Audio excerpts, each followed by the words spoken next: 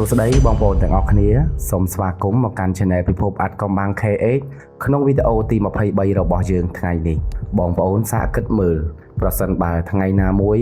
បងប្អូនលែងមានសិទ្ធិគ្រប់គ្រងគំនិតនិងខួរក្បាលរបស់ខ្លួនឯងទៀតហើយតែបងប្អូនបែរជាត្រូវបានគេបញ្ជាឲ្យធ្វើរឿងរ៉ាវផ្សេងដោយមិនដឹងខ្លួនតើវាជារឿងដែលរន្ធត់កម្រិតណារឿងនេះមិនមែនជារឿងប្រឌិតក្នុងកុនឡើយចាប់តាំងពីសម័យសង្គ្រាមត្រជាក់មកស្ថាប័នចារកម្មដ៏មានអំណាចបំផុតរបស់សហរដ្ឋអាមេរិកគឺ CIA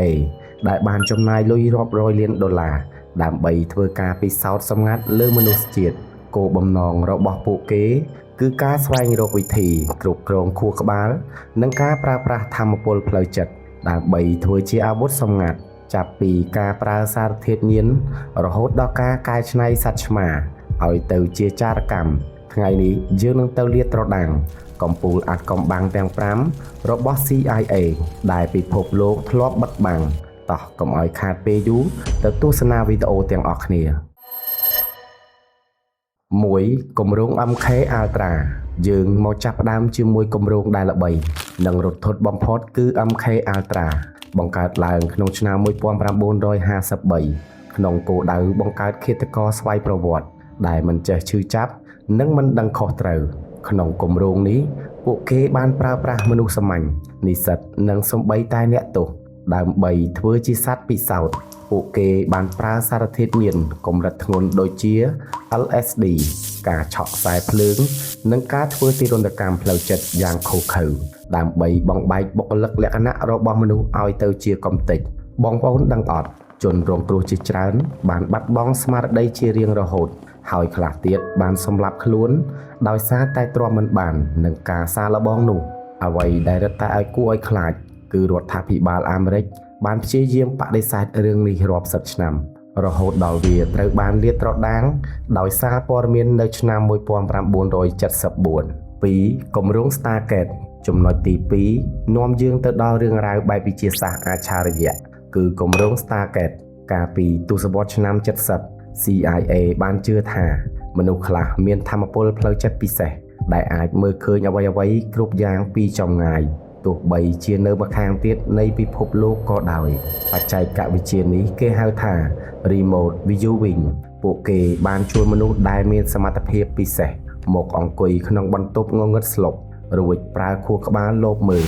មូលដ្ឋានយោធាសម្ងាត់របស់រុស្ស៊ី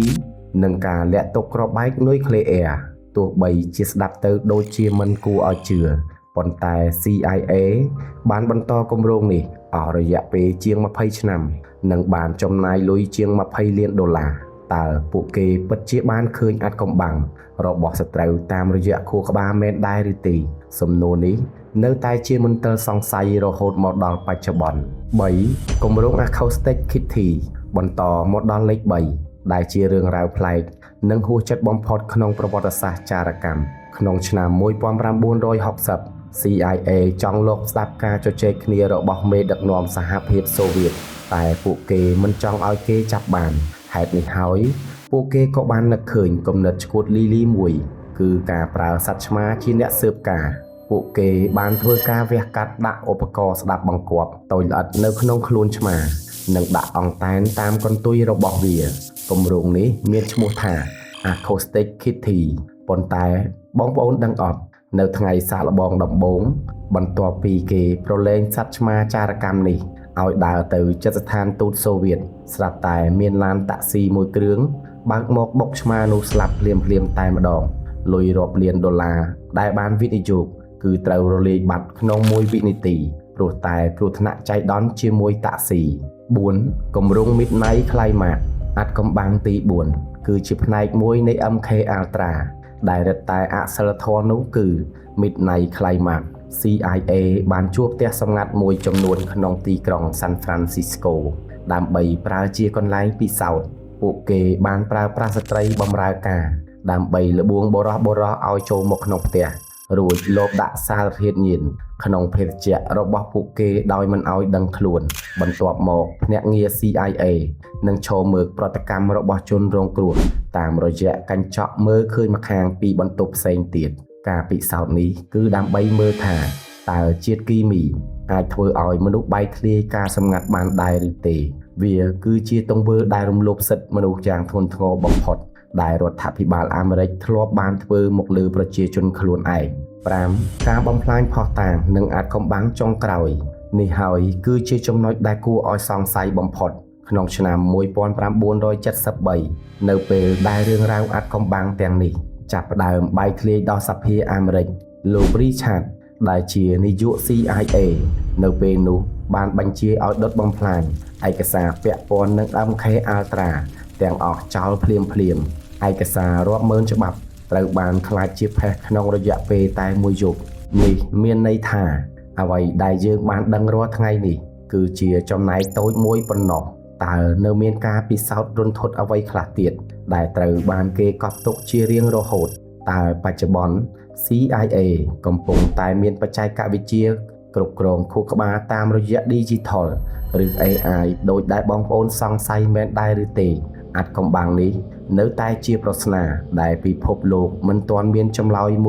100% រឿងរ៉ាវនៃការពិសោធន៍សម្ងាត់របស់ CIA គឺជាមេរៀនមួយដែលបង្ហាញថាអំណាចដែលគ្មានការត្រួតពិនិត្យគឺជាគ្រោះថ្នាក់បំផុតសម្រាប់មនុស្សជាតិមិនថាវាជាអតីតកាលឬបច្ចុប្បន្នយើងគ្រប់គ្នាត្រូវតែចេះការពារសេរីភាពនៃគំនិតរបស់ខ្លួនឯងជានិច្ចចុះបងប្អូនវិញយល់យ៉ាងណាដែរចំពោះគម្រោង MK Ultra និងការពិសោធន៍ទាំងនេះតើបងប្អូនជឿថាបច្ចុប្បន្នគេនៅតែបន្តធ្វើវា